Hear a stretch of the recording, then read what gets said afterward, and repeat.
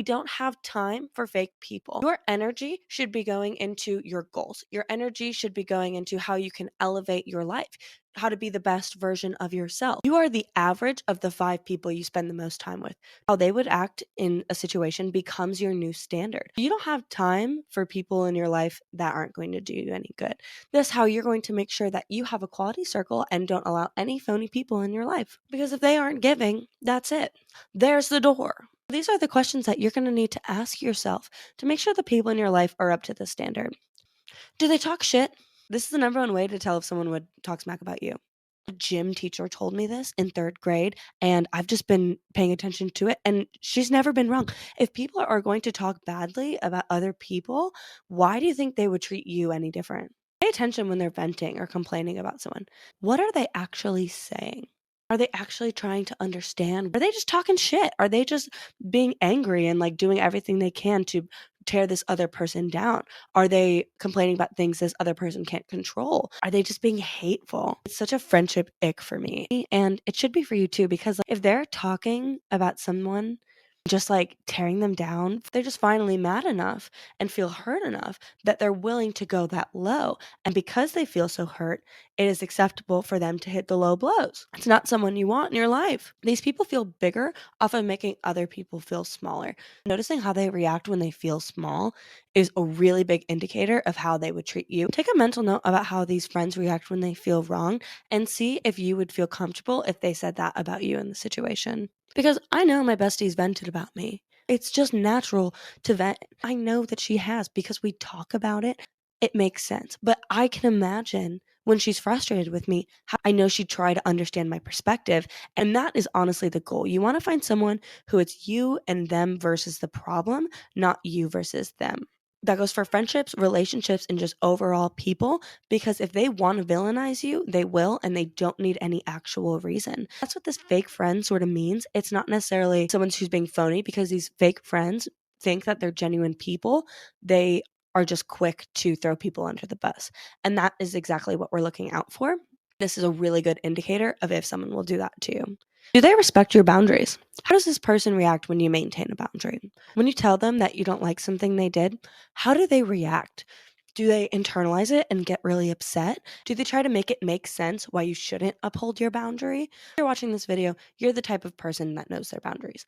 And you wouldn't just throw them out willy-nilly. This isn't something that you just don't like and you're just saying it's a boundary. It has to be a real, true, honest boundary that you know to be true because you've studied yourself. That aside, you throw this boundary out and they get upset. This is not the type of person for you. This is a red flag. Only people that get upset about you upholding your boundaries are people who are going to benefit from you having no boundaries. Basically, they're trying to get power over you. They're trying to control or manipulate you, and they don't want you to have boundaries because it makes their job so much easier. These are not the type of people who are going to be there for you when it matters most. It just basically shows that they care more about the power they have in the relationship more than you being comfortable in the relationship. And good friends care about you and want you to be comfortable and want you to be happy and feel nourished. Do they make jokes at your expense? Do they point at things that you're doing wrong to get laughs in a room? If people who want to be your friend are putting a light on your flaws or making a joke at your expense, they do not respect you. Say it again. They don't respect you. They don't care. They care about the approval of everyone else in the room, and they have secret knowledge about you from being your friend. And so they're going to exploit that. They're going to take advantage of that. It's so subconscious. They're telling on themselves they don't even know that they're doing this. It clearly shows their priorities. They care more about feeling bigger in that moment, even though it makes you feel small. They don't respect you. If they're making jokes at your expense, this is not the type of person who cares about you. They're just going to tell you that it's a joke and you need to calm down because they don't want you to get upset. But again, that's because they want to have control over you. They don't want you to respect and hold your boundaries. They're seeing you as something they could step on and raise themselves up. If they say it's just a joke, they are thinking that your flaws and the things that make you uncomfortable are funny and a power tool. And they'll do it again. And they'll do it even worse next time because they have more valuable knowledge because you let them stay around you and you let them know valuable information about you. Little sidebar here, call them out in the moment. This person is so fueled on the approval of other people. So put the light on them. Ask them, why'd you say that? What does that mean to you? Why is that funny? What makes you think you had the right to say that? Literally, oh my gosh, it's so much fun if you actually do it. I used to be such an anxious girl.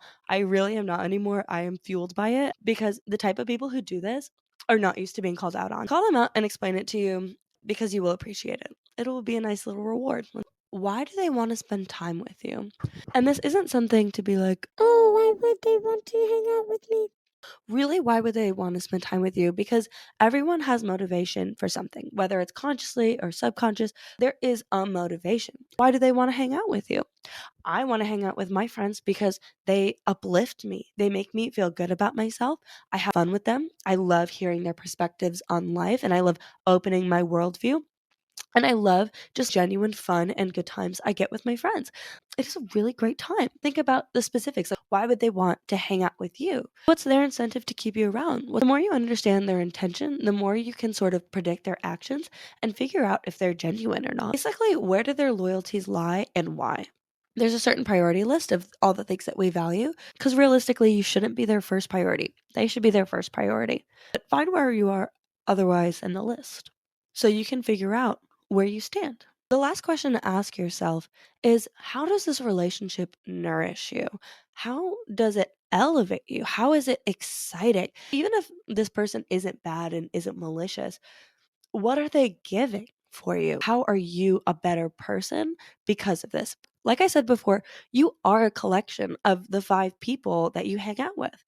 Your time is literally so precious. Your time in youth is even more precious. And your time with friends molds who you are. How is this uplifting you? How is this helping you be the person that you want to be? Because you don't have time for anything else.